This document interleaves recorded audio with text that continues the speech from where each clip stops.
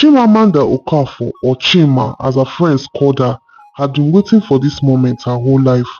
Career day at Starlight High School was the perfect opportunity to finally tell her parents the truth about what she really wanted to do with her life. She imagined it vividly, the crowd applauding, her mother wiping a tear of pride, and her father nodding with approval. But reality in the Okafor household was a different story. Medicine, law or engineering, her father would always say during dinner, stabbing his fork into a large chunk of goat meat. Anything else is a disgrace to this family. Her mother would simply nod in agreement while peeling an orange as if Chima's future was just another fruit to be casually tossed into the trash if it didn't taste right. Chima, however, had different plans. She wanted to be a stand-up comedian. It all started when she was 6 and performed an impromptu comedy skit at her aunt's wedding. The guests had laughed so hard that her uncle had almost choked on his jollof rice. Since then, Chima knew comedy was in her bones, but to her parents, it was just a phase like acne or bad taste in music. "You want to disgrace us in public?" her mother would say whenever she caught her watching stand-up comedy videos instead of reading textbooks.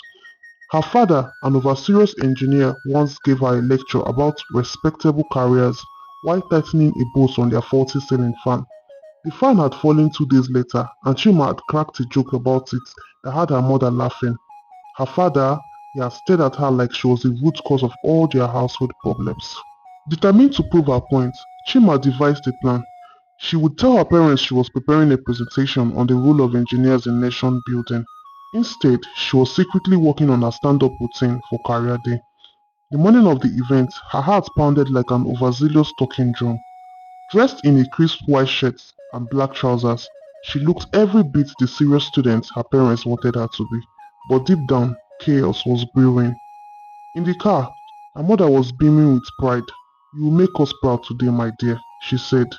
Chima just smiled, gripping her flash drive nervously. As she stood on the stage facing hundreds of students, teachers and parents, including her own, Chima cleared her throat. She glanced at her father who was already nodding, expecting an engineering masterpiece.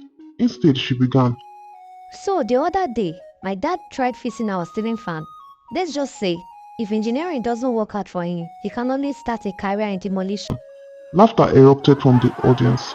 Her father's eyes widened and her mother gasped. But Chima pressed on. And Nigerian parents, eh?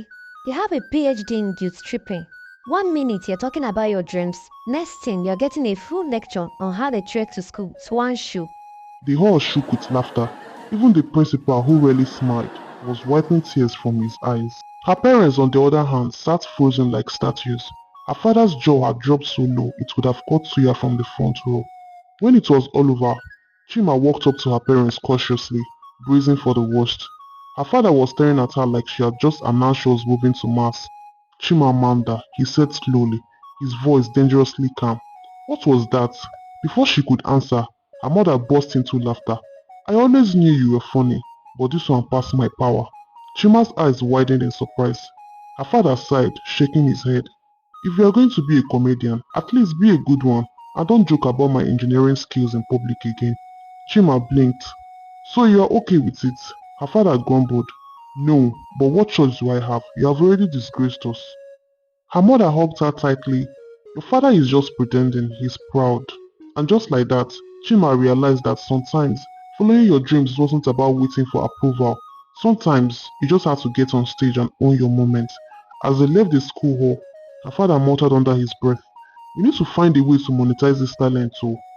Chima smiled. Maybe, just maybe, things were finally looking up.